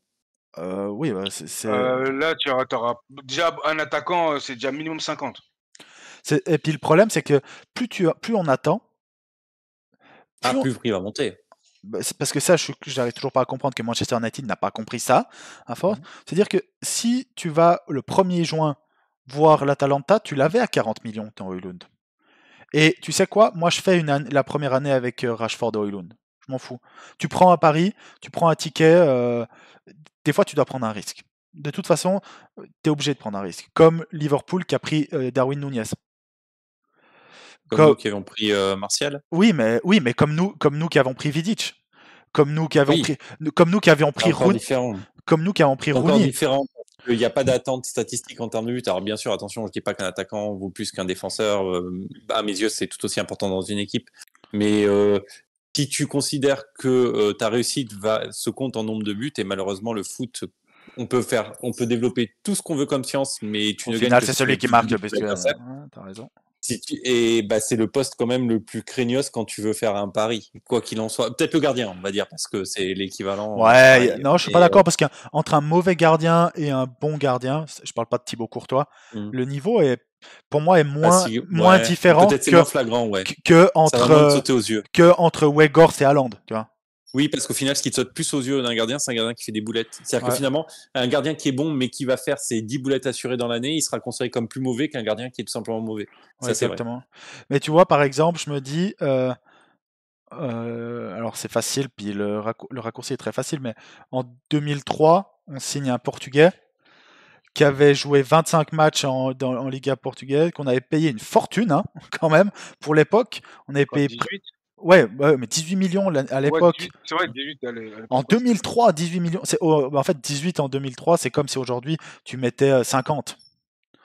À l'époque, ouais, non, mais c'est ça, c'est environ ces prix-là. Avec l'inflation, il avait marqué 3 buts et fait 5 assists dans un championnat. Au final, moi, je me dis, je sais pas, Adam, ce que tu en penses, moi, je préfère prendre un pari que d'avoir un. On sait pas faire les.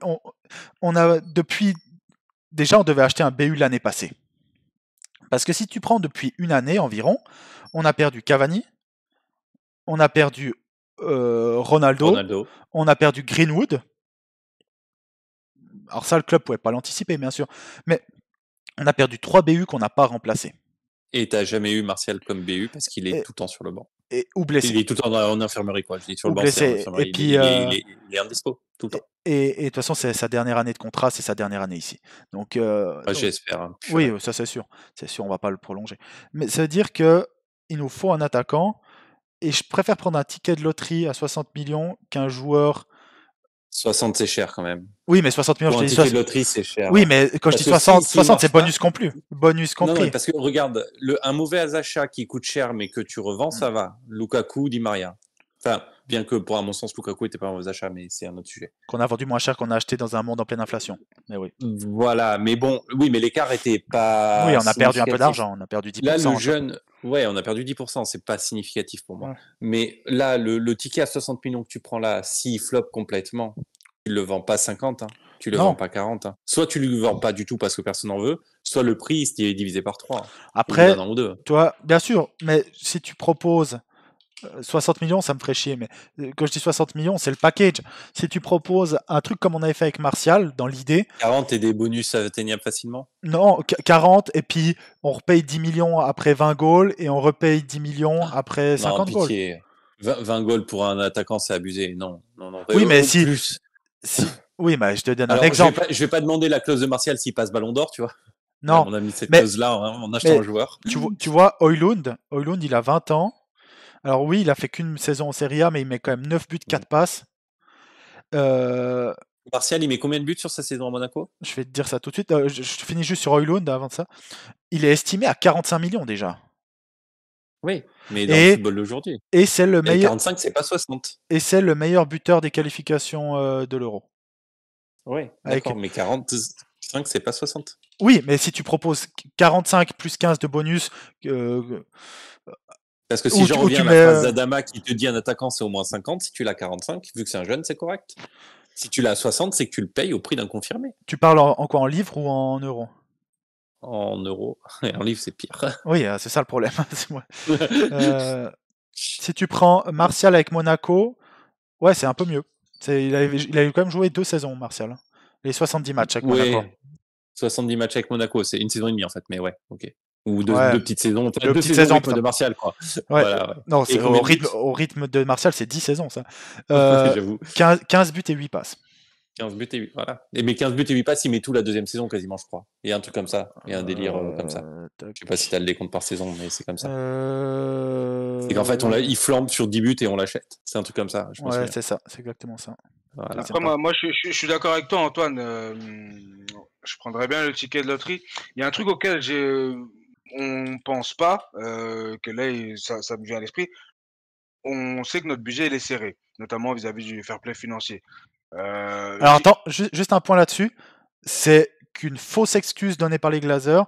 Il y a même maintenant des médias anglais qui sont proches de United qui le disent ouvertement. On a sorti des bénéfices. Qui disent ouvertement. En fait, on est limité. On a 100 millions de libres si on vend personne. Oui, mais pourquoi? Oui, mais il y a beaucoup de clubs qui sont dans ces situations-là. Justement, je vais y venir.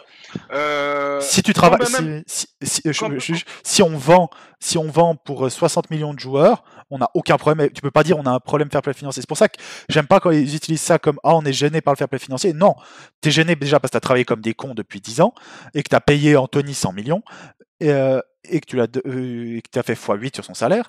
Mais et c'est qu'un exemple parmi des centaines. Mais on est emmerdé parce que on sait rien faire d'autre. Parce que Chelsea, on peut gueuler. Il y a 2 transferts qui sont louches.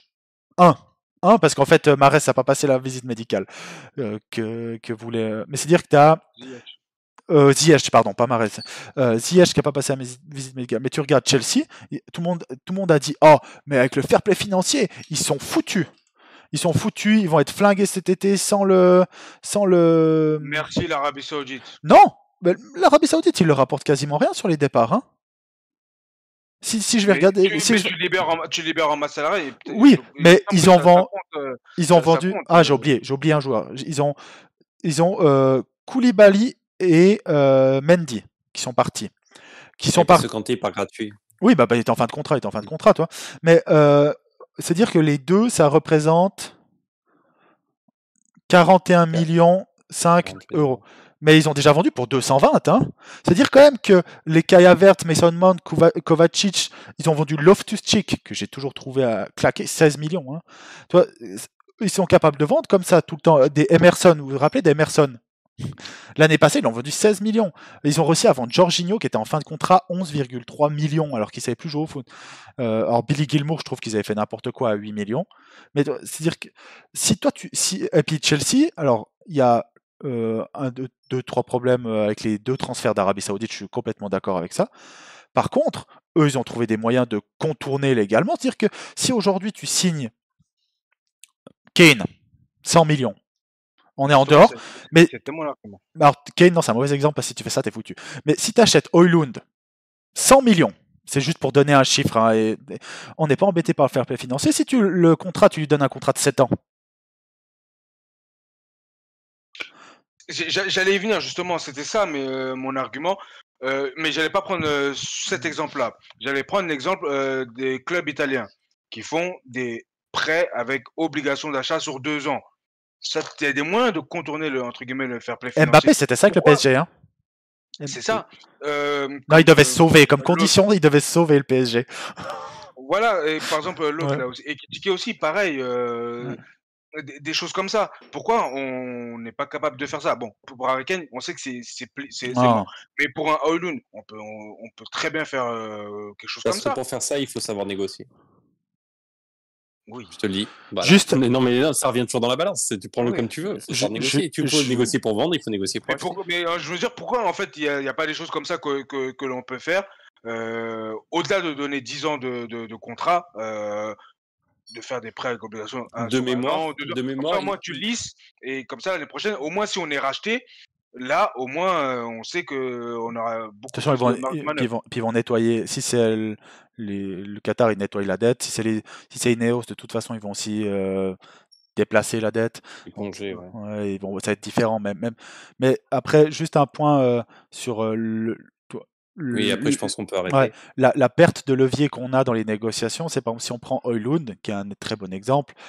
Højlund, aujourd'hui, si on l'avait, il est de la même agence que Ten Hag, donc on est vous gardez ça en tête parce que c'est après juste un dernier point que je voudrais lancer avant qu'on clôture. Mais Højlund, si tu négociais plus tôt, tu l'avais pour 30 plus 15. Sauf qu'on a attendu. On a fait savoir, comme pour chacun de nos transferts, à tout le monde qu'on était intéressé. Et d'un coup, le prix fait oh pouf. Et après, tu dis ah mais Kane, la tentette dit bah attends, Kane il va pas partir à Manchester United. Boum. Osimhen, impossible qu'il parte. Boum. Eux ils sont normaux. Et tu sais pourquoi ils ont raison? Parce qu'on a réussi à payer 20 millions plus 10 de bonus pour Amad Diallo, qui à l'époque avait joué 37 minutes de Serie A. Chez eux, on l'a pris. Donc eux, ils se disent, mais attends, vous avez payé un package de 30 millions pour Amad Diallo qui avait joué 37 minutes, qui n'avait pas marqué en... Oui, il a marqué un but en Serie A.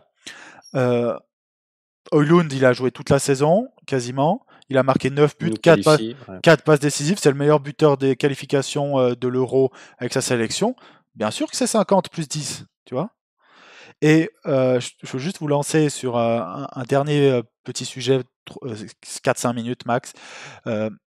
Moi, Meurtho, j'en ai plus ras la casquette sur tout ce qu'il fait. Mais est-ce qu'il n'y a que moi que ça gêne que... Attention, vous êtes prêts? Je veux juste prendre tous les transferts qu'on a fait dernièrement. Et c'est pas... Alors, Mason Mount, Vitesse Arnhem. Anthony, Ajax. Casemiro, ok. Lisandro Martinez, Ajax. Tyrell Malacia. Wout Weghorst, hollandais. Christian Eriksen, Ajax. Hollande. Marcel Sabitzer, il a le lien du Bayern. Et là, on est sur Onana, ouais, Malacia Feyenoord. On est sur Onana, Ajax. Bijlo, je suis sûr qu'il y a beaucoup d'Hollandais qui doivent m'insulter sur comment je le prononce, mais gardien de Feyenoord. On est sur Højlund, il est dans la même agence que Ten Hag, et on est sur Amrabat qui était aussi au Vitesse Arnhem. En fait, c'est un reproche qui a déjà été fait dans les podcasts ici à Ten Hag. Au tout début où il est arrivé, quand il commençait son mercato, on lui avait reproché de n'acheter que ce qu'il connaissait. Que ce qu'il avait déjà travaillé, en disant ok, c'est bien, tu peux prendre un joueur en disant celui-là je le connais, il s'intègre parfaitement. Lisandro, c'est une super idée. Oui, voilà. Et on en est très content, c'est le meilleur recrutement. Pour moi, c'est devant Casemiro. Enfin bref, voilà. Parce qu'il est là sur le plus long terme, on dirait. Puis même, je trouve que si Ça je se dois débat. juger Ça se à ton débat. poste, je préfère ce qu'a produit toute l'année Lisandro à son poste que ce que produit Casemiro à son poste. Ça Et se débat. sans dénigrer Casemiro. Ça se On débat, c'est parle les deux de seuls joueurs de classe mondiale qu'on a. Donc, Oui, oui. Ouais. On parle, mais après, c'est chipoté. C'est mettre Mhm. 17 à l'un et 18 à l'autre sur 20. Tu vois, Ouais. c'est chipoté. Mais il n'empêche que pour moi, ça reste Lisandro. Et tu t'aperçois que tu te dis, OK, c'est bien de recruter quand tu connais, c'est malin, mais La ça a une première limite année. aussi. La première Voilà. année, tu te dis. Et puis, ça a une limite. Parce qu'en fait, tu n'as pas croisé tous les gens qui vont faire de toi la meilleure équipe d'Angleterre. C'est pas vrai. Bah, Donc, il faut aussi aller sur un peu plus inconnu. Adama, toi, ça te gêne pas, ça? En soi, non, ça me dérange pas plus que ça, sauf si ça devient systématique sur 4, 5, 6 ans. Là, pour moi, Il sera peut-être plus là dans 4, quand 5, 6 ans. quand tu arrives dans un projet, tu amorces ton projet sur 3 ans. Donc là, pour moi, ça me paraît pas déconnant qu'ils prennent, entre guillemets, des joueurs qui connaissent ou qui sont dans sa galaxie, qui viennent soit de Hollande, qui soient hollandais ou qui sont de la même agence d'agents. Moi, ça me dérange pas plus que ça parce que il veut mettre un style de jeu précis en place, il va prendre des, entre guillemets, «des personnes qu'il connaît». Après, une fois qu'il sera mieux établi, là, il pourra élargir, le marché et surtout qu'en Oui. plus, les joueurs hollandais, enfin en Hollande, normalement devraient être moins chers. C'est un marché un peu plus accessible que le marché anglais ou que le marché, Après, que d'autres marchés. oui, à part quand c'est Manchester qui négocie, parce que À part là, quand c'est moins cher qu'ils négocient. quand Après, c'est. pour moi, c'est la stratégie de la première année. La première année, tu débarques avec tes valises et t'emmènes, beaucoup de coachs font ça, t'emmènes un ou deux joueurs qui étaient avec toi l'année d'avant. Pas 4, quoi. Oui, non, mais je suis d'accord. Mais c'est une stratégie de première année. C'est une stratégie d'arriver pour dire, voilà, je vais arriver, je vais m'asseoir dans l'équipe. Pour m'asseoir, c'est très facile. Je vais emmener des joueurs que je connais, donc je serai pas en difficulté parce que je vais parler à des mecs que je connais. Ils vont arriver, ils vont être soudés, donc tu imposes un groupe dans le groupe. Donc c'est facile pour t'imposer. Mais c'est pas une stratégie durable sur 2-3 ans pour moi. Parce qu'au bout de 2-3 ans, après, déjà, les joueurs que tu as connus, bah, il s'est passé 1 an, 2 ans, 3 ans. Donc, c'est plus les joueurs, en fait. Au moment où tu vas les prendre, c'est pas ce qui se passait quand toi, tu étais là-bas. Entre-temps, il y a un coach qui est passé, il y a des blessures qui sont passées, ils ont vieilli, il y a eu des nouvelles envies, les mecs, ils ont évolué. Donc, tu peux pas te baser sur l'idée que tu avais de lui d'il y a 2 ans. C'est pas comme ça que tu dois recruter. Quand tu recrutes, c'est à l'instant T. C'est pas parce que le joueur, il y a 2 ans, était exceptionnel. Tu vois, Après, pour moi. Hein. il y a la réalité du marché aussi. C'est que on n'a pas de planification sportive. Donc déjà, nous, le marché anglais, nous, c'est le tarif Manchester. Donc déjà, sachant Qu'on que s'est créé notre budget, nous-mêmes. Qu'on s'est créé nous-mêmes. qu'on s'est créé nous-mêmes. Donc, marché anglais, c'est mort. Donc, il faut aller explorer en fait d'autres marchés. Et forcément, il va aller sur le marché qu'il connaît le mieux. C'est pour ça Après, que moi, c'est pas choquant en fait. moi, ce qui me dérange là-dessus, on va peut-être pas faire 10 ans, mais quand il était à l'Ajax, c'est pas lui qui recrutait. C'était Et Edwin. ouais, non, parce qu'Edwin c'était Même le pas CEO, c'était, je sais plus le nom du gars dessous. Edwin c'était le boss. Edwin c'était Richard Arnold, si on doit transposer. Il n'y avait pas Overmars avant? Il a était été pas au quand il a PSV été- lui? Il était pas au PSV ou je sais plus, il y avait eu il y a eu des problèmes avec lui. Oui, Bref, quand il y a eu des problèmes, mais je sais plus je sais plus bref qui le faisait. Mais c'est pas Tena qui allait chercher Anthony ou Lisandro Martinez au Brésil ou en Argentine, je crois pour Lisandro. Et si tu prends aujourd'hui ce que fait le City ou Liverpool, Klopp ne choisit aucun joueur. Klopp, c'est la cellule de recrutement. Klopp donne le profil de joueur. Et après, bien sûr, il a son dernier mot, il donne son avis avant de signer. Mais c'est pas Klopp qui dit je veux Anthony, je veux ce joueur-là, ce joueur-là, ce joueur-là. oui, mais nous, on n'a pas la structure Oui, pour. oui, mais c'est un problème. City C'est a ça que la je dis. structure C'est pour. ça que je dis que c'est un problème. Et je trouve, vous savez que je suis un fan inconditionnel de Ten Hag sur ce qu'il fait en tant que coach. Mais ce qu'il fait en tant que directeur Recruteur. sportif, bah, c'est pas son job. Ouais. C'est pas son job. Oui, Non sur ça, je suis d'accord. C'est comme Sir Alex, il avait plein de qualités, mais c'est pas lui qui allait chercher Vidic ou Evra, tout ça. Bien sûr qu'il avait son mot à dire sur le type de joueur qu'il veut et tout, mais tu dois payer des scouts. Et en fait, moi, ce qui me dérange, c'est que si je regarde la City, par exemple, là, j'ai regardé Guardiola. Guardiola qui a un jeu, c'est un peu la même chose que Ten Hag. Il a un jeu très spécifique, il n'y a pas tous les joueurs qui peuvent le jouer et tout. Mais si tu regardes la première année, il signe Stones, aucun lien avec lui. Leroy Sané, jamais coaché. Gabriel Jesus de Palmeiras, aucun lien avec lui. Gundogan, aucun lien avec lui. Claudio Bravo, qui joue à Barcelone, donc ça c'est un vrai lien avec lui. Nolito. Gundogan, il jouait pas en Espagne? Non, il joue Dortmund. Nolito, qui était au Celta Vigo, ça vient de lui, on est d'accord. Mais après, après il y a des noms qu'on connaît quasiment plus. Marlos Moreno, Rulli ou Zinchenko. C'est pas des gars qui viennent de chez lui. Le deuxième mercato, il va chercher Aymeric Laporte. Ça vient pas forcément de lui. Il va chercher Mendy qui vient de Monaco, aucun lien. Walker, aucun lien. Silva, aucun lien. Ederson, aucun lien. Danilo avec le Real Madrid. Très mauvaise affaire, 30 millions, je vois ça. Douglas Luiz, 12 millions. Et en fait, aussi, un truc, c'est que là, depuis qu'il est arrivé, je comprends, mais même depuis les années d'avant, quand on fait Varane, Sancho, Ronaldo, c'est tout. En fait, on fait des mauvais mercato en termes de qualité. Sancho, vous savez que je suis sa groupie numéro 1, ça fonctionne pas. Varane, ça fonctionne, il est toujours blessé. Ronaldo est déjà plus là. Anthony, c'est une catastrophe. Casemiro, ça fonctionne. Lisandro Martinez, ça fonctionne. Oui, c'est une catastrophe. Allez voir sur le forum, j'ai sorti toutes les stats avancées qu'il a fait. C'est pire que Sancho. Pourtant, tout le monde lui crache dessus. Et il est plus vieux que Sancho. Mais bref, c'est pas le débat. Mais c'est pas son rôle de faire ça. Et au final, il devrait pas avoir un poids comme ça dans notre club. Et je trouve ça très problématique qu'on ait un directeur sportif qui ne met aucun cap sportif, qui accepte ce qui s'est passé avec De Réa. Je suis désolé, moi je suis directeur sportif, j'accepte pas. On a proposé un contrat de 1 année, bah, on honore ce contrat de 1 année. Ou bien on a aussi un gars, juste un point, parce que c'est peut-être le dernier point cette fois vraiment avant de partir, on a réussi à vendre Zidane Iqbal et Ethan Laird pour 1,5 million en cumulé. Ethan Laird, sur Transfermarkt, c'est pas la Bible, hein, mais ça donne une valeur à temps, il était déjà estimé à 8 millions. On l'a vendu 750 000. Oui.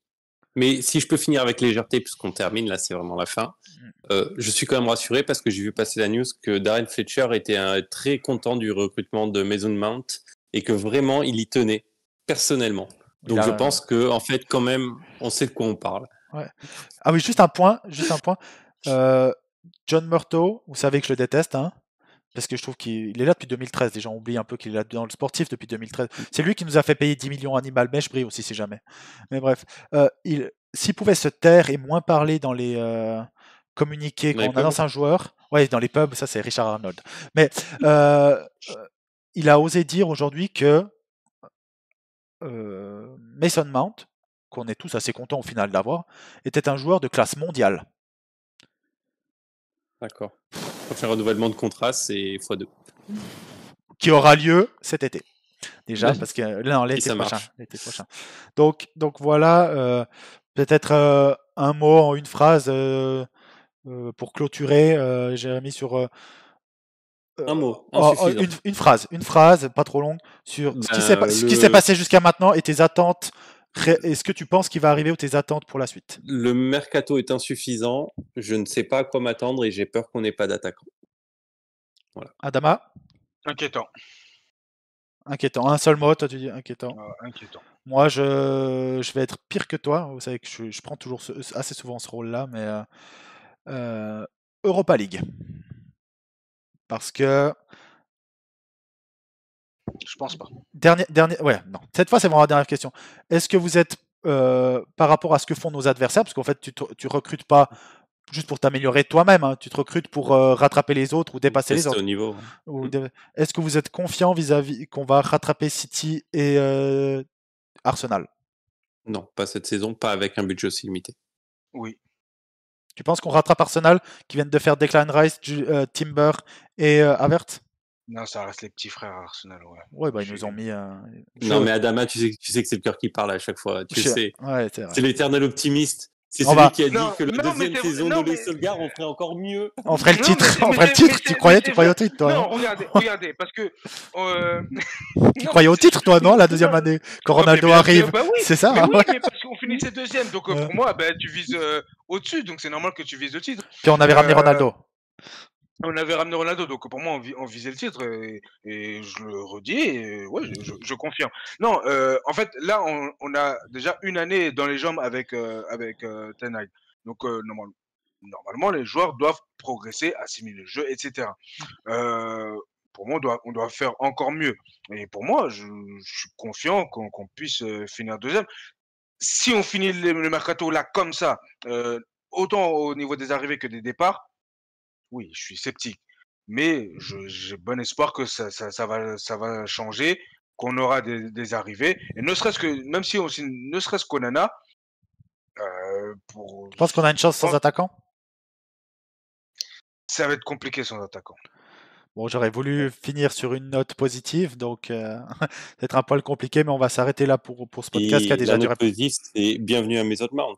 Bienvenue à Mason Quoi qu'il en Mount. soit, bienvenue, c'est le Mason seul. Mount, ouais. C'est pour l'instant, c'est le point positif du mercato, donc Ouais, autant c'est finir vrai. là-dessus. Bienvenue à Et Mason Mount. bienvenue. Et c'est peut-être aussi pour ça qu'on parle dans un podcast et qu'on n'a pas un poste de coach, mais c'est quand même un joueur qui était voulu par Ten Hag, Klopp et Arteta. Donc il y a quelque chose qu'on ne doit pas voir On que voit les autres peut-être ont pas, vu. ouais. Oui.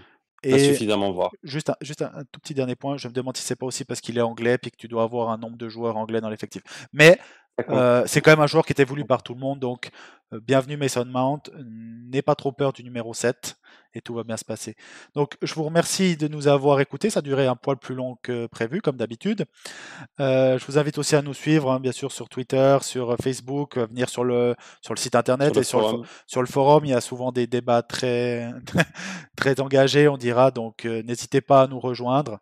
Et je vous souhaite un bon été et une bonne soirée. Et merci de votre écoute. Merci pour l'écoute.